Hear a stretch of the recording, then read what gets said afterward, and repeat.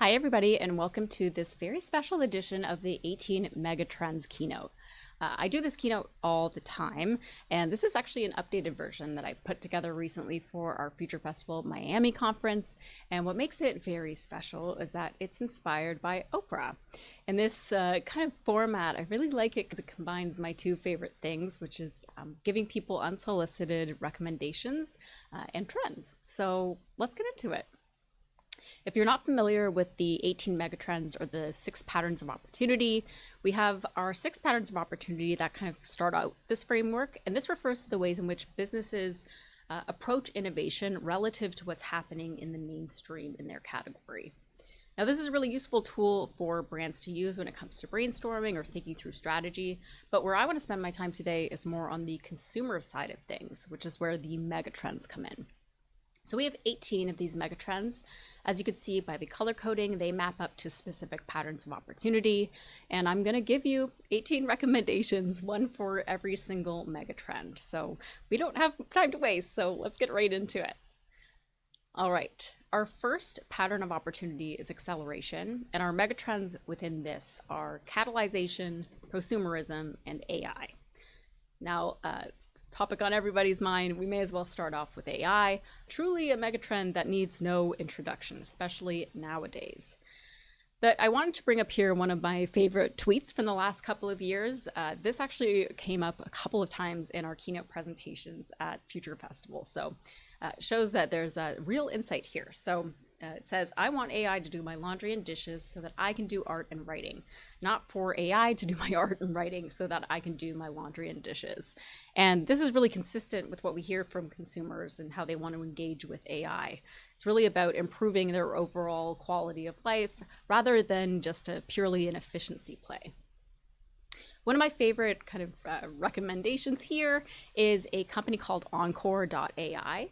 So this was actually, I think, created out of a subreddit where they had been, the creator of the app had been playing around and kind of listening to what people were looking for when it came to shopping secondhand.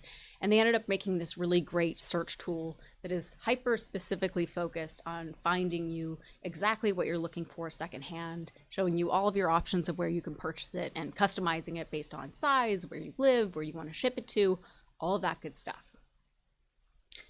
AI should ideally be used to minimize difficulty and maximize enjoyment. Which parts of your brand experience would your customers love to see either automated or fully eliminated? Next up, we have prosumerism.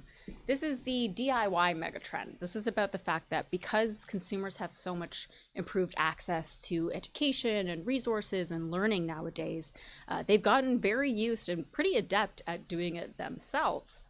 Now, this, of course, was accelerated by the COVID-19 pandemic, no doubt. A lot of people picking up skills that we've never learned before. Remember the whole sourdough saga? My recommendation here, and my favorite thing in this category, is a shoe company called Maguire. They are Canadian, they're very focused on sustainability and modern designs, but the page I'm showing you doesn't look like their typical website listings for the shoes that they sell. And that's because this is from their imperfect section. So they sell basically the screw-ups from the manufacturing line or things that have been on display too long or maybe missing a heel. They sell that at a huge discount to their customers, including myself, who have now taught themselves how to, I'll say, lightly cobble shoes together. For better or worse, everyone's an expert nowadays. How can you accelerate your customers' desire to learn?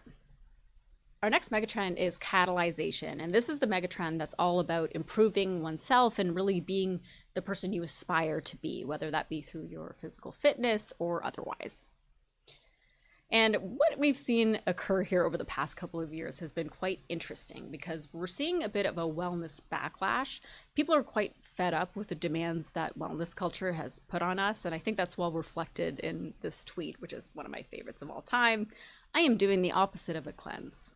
I am doing the clog. Same.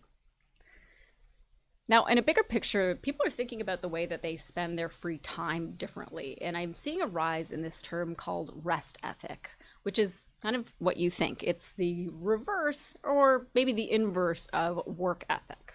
We're seeing this idea of rest being kind of valued and repositioned in a number of different examples, from books to podcasts to real movements.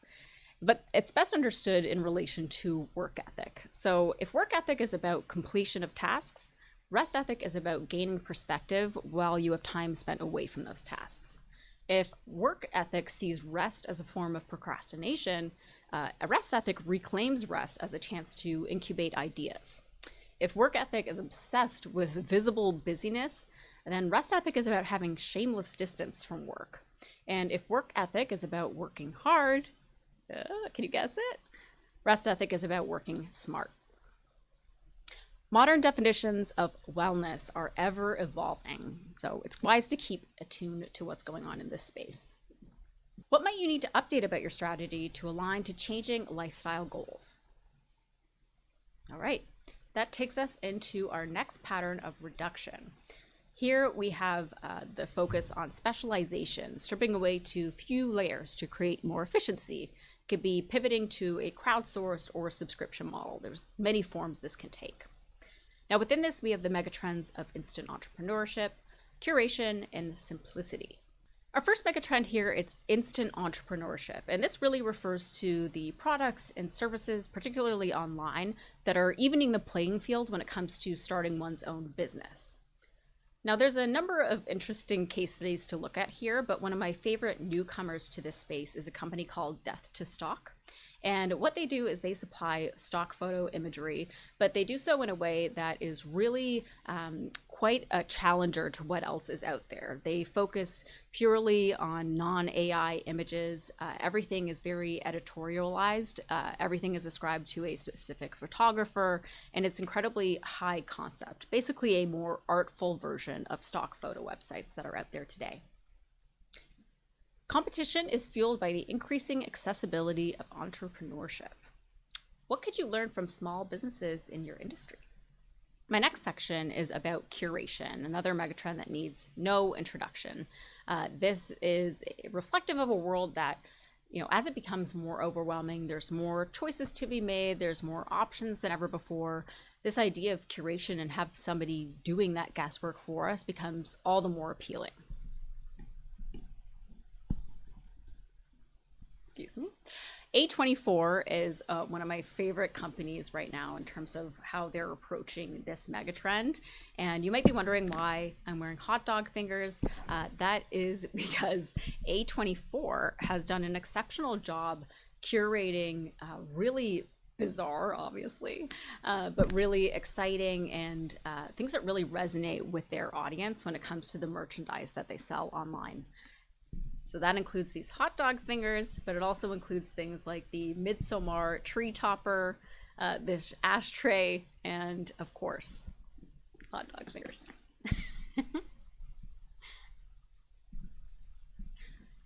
Deeply understand your customer to maximize their experience. What's one choice that you could simply make for your customer? All right, next up we have simplicity. Simplicity is really like a relative to minimalism, right? It's this idea that the world is overwhelming and cluttered, and we want things to just at least feel a little bit more simple than they are. So this has been pervasive in fashion, in beauty, in electronics. You can make the argument that simplicity is Apple's entire value proposition.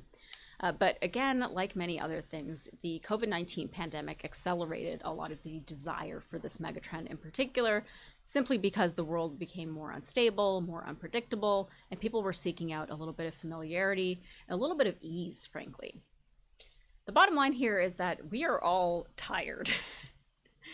And I think that's nicely reflected in insights like this. This is insight from pre-pandemic, so like 2019. This was an insight called Appified Side Hustle. It was designed to, it's about these apps that are designed to really help you maximize whatever your side hustle may be.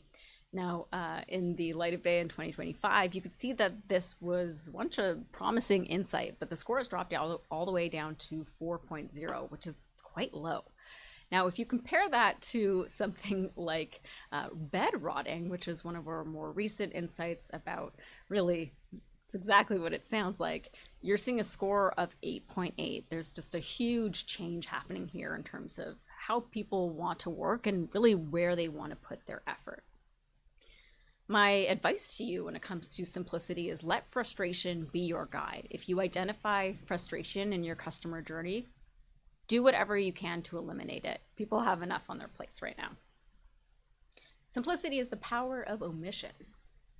What would the simplest articulation of your brand's value prop be? Okay, this takes us into convergence. Within here, we have the combining of different ideas, layering different ideas. It could be collaborating with different companies or different industries, or just seeking outside inspiration. Within this, we have the megatrends of co-creation, hybridization, and multi-sensation. Let's start with multi-sensation. So multi-sensation is this megatrend that's all about the fact that the world is simply more sensorial than it used to be. And a lot of this, of course, has been ushered in by technology, but it impacts the world beyond technology as well. A great little example from Toronto. This is a company called Othership. They are basically a modern bathhouse. And what's interesting about them is that they market themselves almost like a sober alternative to going out on a Friday night to a bar. They're positioning this as a social alternative that takes alcohol out of the equation, but again, bringing together several different components to make something that is now appealing to the younger people of Toronto in particular. We have become accustomed to a highly immersive world, but not all immersion is built equally.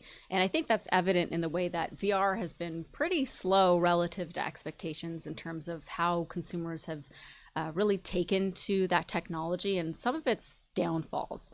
In my opinion, a lot of what's going wrong in the world of multi-sensation is that consumers are being, or rather companies are trying to do too much at once when it comes to the sensations.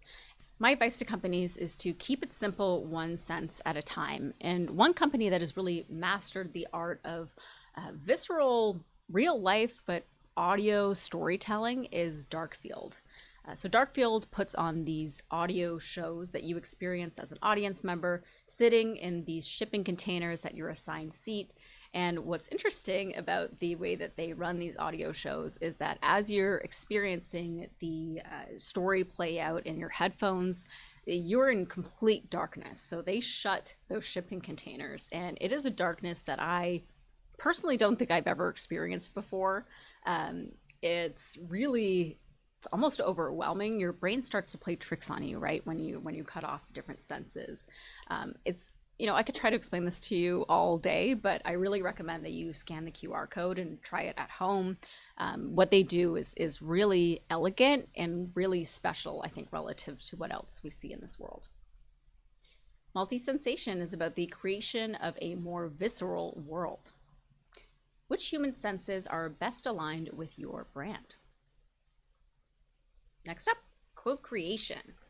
So co-creation is about this expectation that consumers will have a more active role to play when it comes to how the brands that they love develop and apply feedback and think about the future of their company.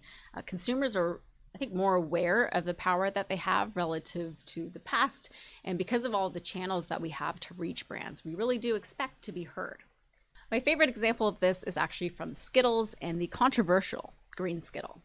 After 9 years, Skittles finally does the right thing and brings back the lime flavor, issuing a heartfelt corporate and hilariously specific apology to fans for this heinous mistake. Back in 2013, the candy brand decided to change the green flavor in its cavity-inducing rainbow from lime to green apple. Maybe you didn't notice because you eat your Skittles by the handful, and once all those colors are mixed together, it just tastes like nuclear fruit punch. But a lot of people noticed. About 130,000 of them over the years not only noticed, but didn't like this change enough to decide to take that complaint directly to the brand. So to announce the return of the lime flavor, Skittles hosted a 35-minute press conference streamed live on Twitch and TikTok, in which a company spokesperson spent the whole time reading tweets from the past 9 years and apologizing to each customer one by one. The brand also has a billboard in New York's Times Square issuing a giant apology to specific tweets. Consumers want to have their voices heard and their opinions considered.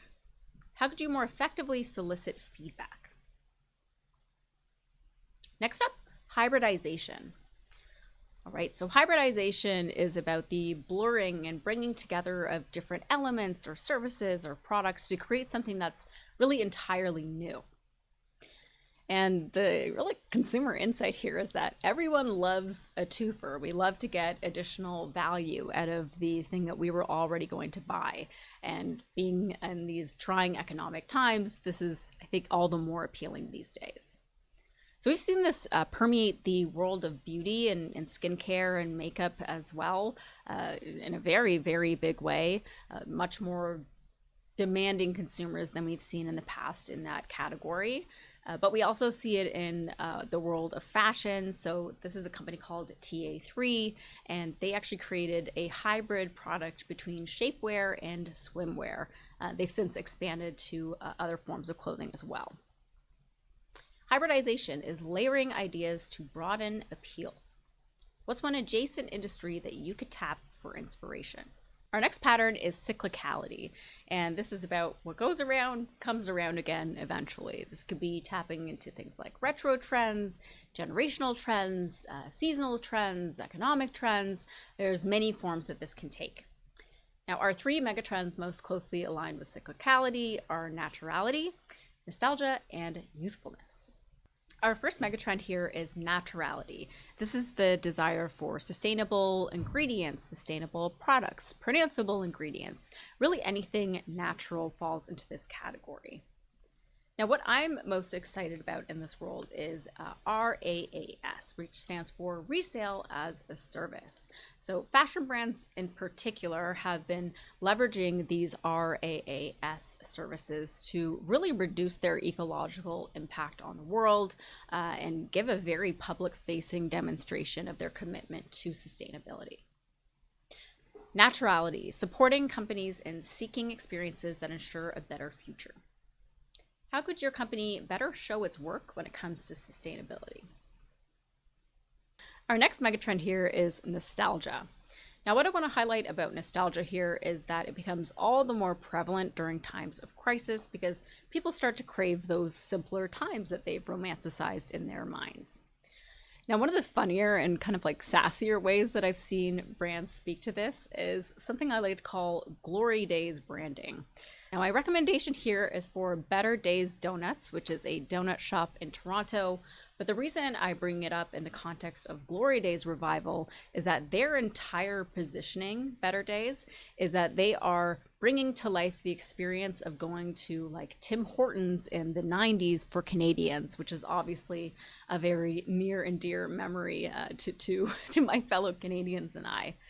They are basically, you've seen the substance. This is their sou. This is Tim Hortons sou, and they are the demi Moore.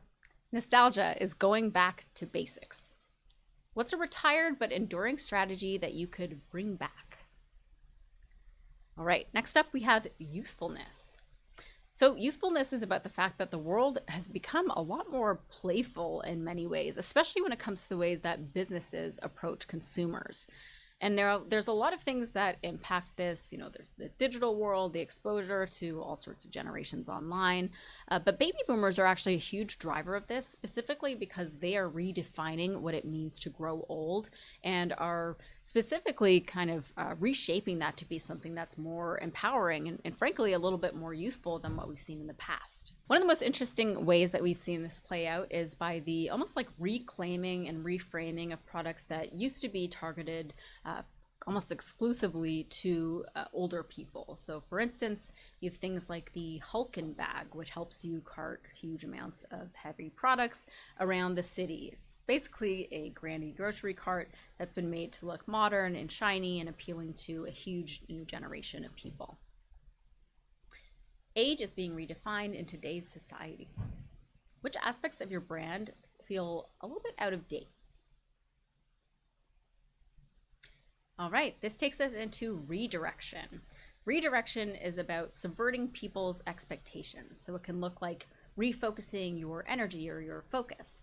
It can look like reversing expectations. It can be surprising and delighting your customers or just gamifying an experience that wasn't previously gamified. Within this, we have gamification, tribalism, and experience. Let's start off with gamification. So gamification, another megatrend that's become so widespread that it requires very little introduction, but it's really the making fun of things that didn't used to be fun, which is great. That can incentivize all sorts of behavior, whether it be improving one's health or staying in line for a roller coaster for 3 hours. Gamification transforms our relationship to tedium, to change, and it actually can make undesirable tasks not only desirable, but actually addictive and, in fact, rewarding. I recently got a Oura ring. Hello, this is my Oura ring. I got this a couple of months ago now, and what's been really interesting to me is that because of how sophisticated wearables have become, the amount of things that they're able to gamify for you is really quite accelerated by that. One of the things that they're now letting you track and gamify is your stress levels, your physiological stress levels. And a nice little thing that it will do is it'll give you a little heads up if you are having a particularly bad day when it comes to stress. Gamification is offering more than a product or a service, but rather a feeling of accomplishment. Where could you use gamification to surprise and delight your customers? Next up, we have experience. All right. Experience is about this shift away from buying products and into the creation of memories. What was funny is that during the pandemic, there was a reversal of this trend where we started spending more on products and less on experiences. And now we're kind of back to where we started, with experiences really taking hold in terms of what consumers are looking to spend their money on. Now, one of my favorite experiences that's available in the US nowadays is from a company called Meow Wolf. This is just one of their several outposts. This is Omega Mart, which is in Las Vegas, which I highly recommend that you check out.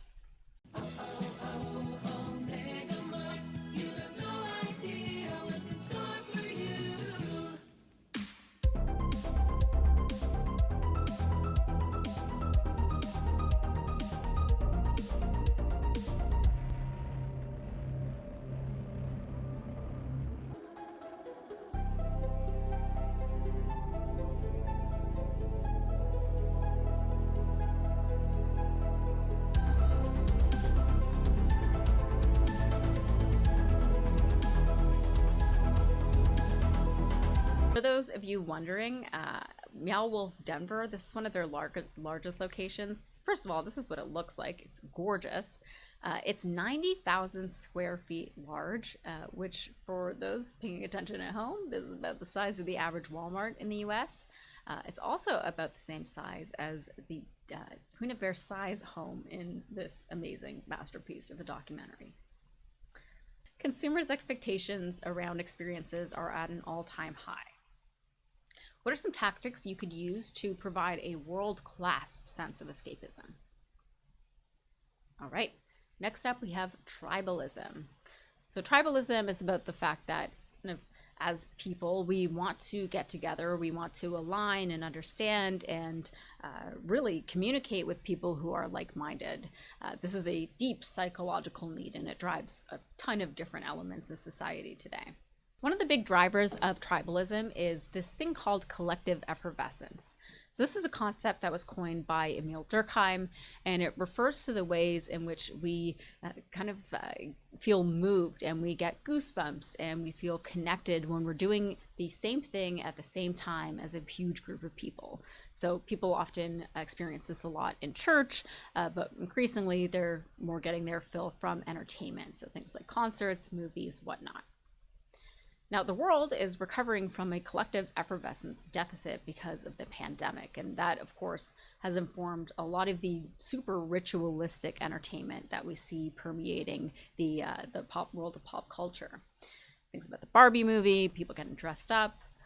But in my opinion, the weirder your example of this, the better. And for me, my favorite example of this phenomenon is the Shrek Rave. So this was started, I think, just after the pandemic restrictions lifted, and for I think several years now, a pretty scrappy small group has been selling out Shrek Raves all around North America. I believe some Europe dates as well. And yeah, I mean, people just want to get together and celebrate what they love. And to see a bunch of, to be honest, like 30-something people dressed up as Shrek characters, it has warmed my heart like nothing else. People want to connect with one another in a meaningful way. How are you bringing people together? Okay, this takes us into our last pattern of divergence. So this looks like personalizing or hyper-customizing an experience or product. It can look like playing into things like status or the need to belong. It can look like making something stylish that wasn't previously fashionable, or tapping into generational rebellion like we were talking about earlier.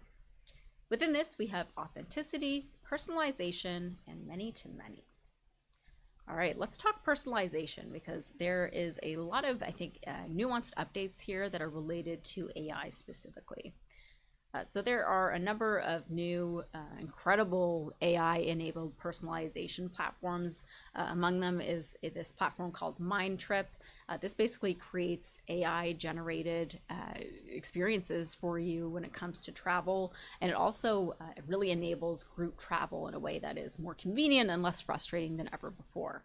Super exciting. And so this expectation of personalization really goes across the board. 73% of consumers say that they not only want, but they expect personalization from brands. It's no longer a thing that will make your company special. It's just something that is kind of assumed on part of consumers. Now, the concept I want to bring your attention to here is something I coined last year, and that's called the Return on Creepiness Index. And basically the idea here is that if you want to provide more personalization and you are basically demanding more information of your customer, there has to be return on that feeling of creepiness, or that feeling of encroaching on one's privacy. What they get back in return has to be worth what they are giving up. And increasingly, we know that consumers are valuing their data more and more. Now, to me, the company that has really knocked this kind of factor out of the park is Endel.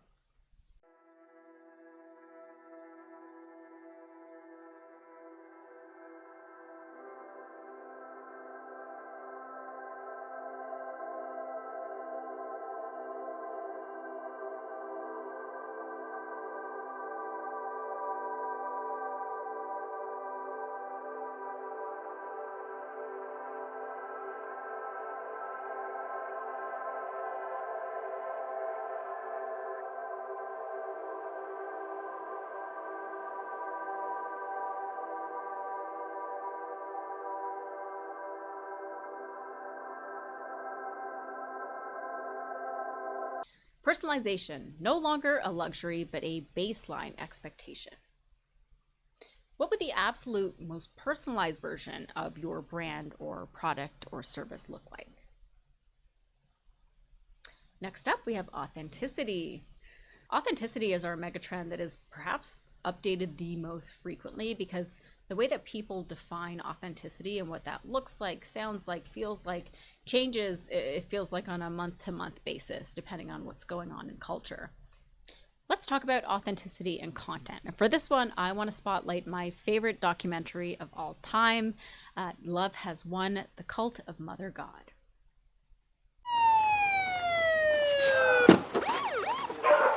Tonight, how many people are in the house tonight now? Mother is in rest. Okay. She has rested. Amy Carlson. They called her Mother God. Mother God. This is Mother God. She is the leader of an organization called Love Has Won. She has a divine plan to help humanity. 19 billion years old, reincarnated Jesus. She was Joan of Arc, Cleopatra. She's God.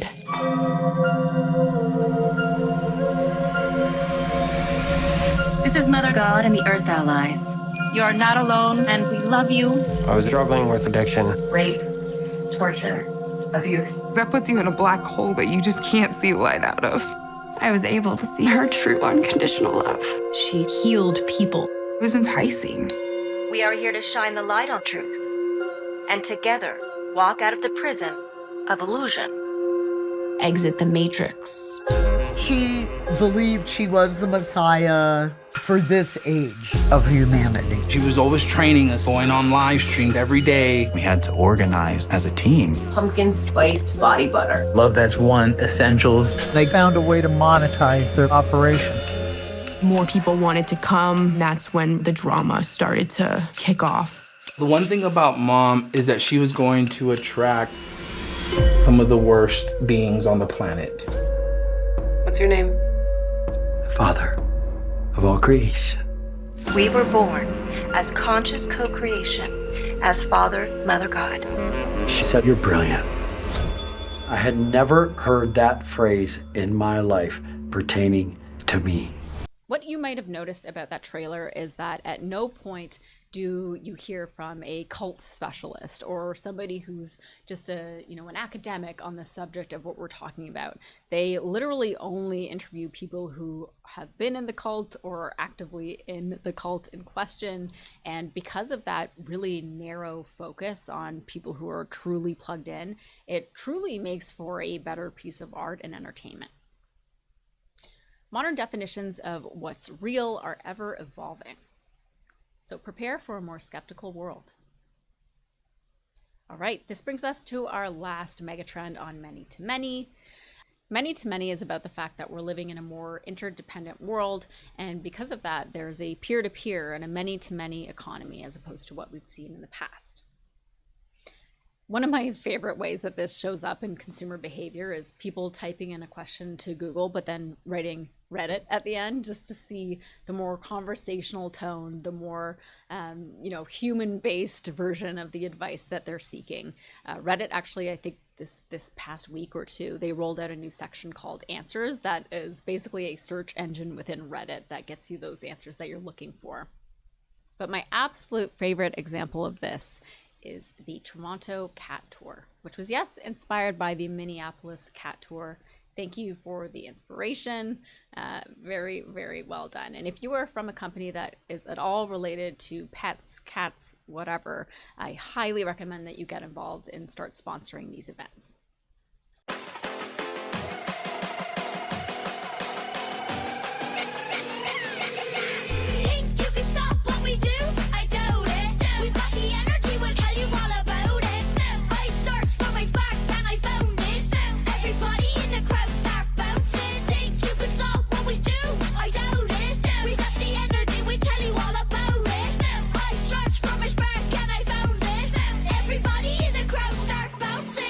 During chaos, consumers will seek a sense of community.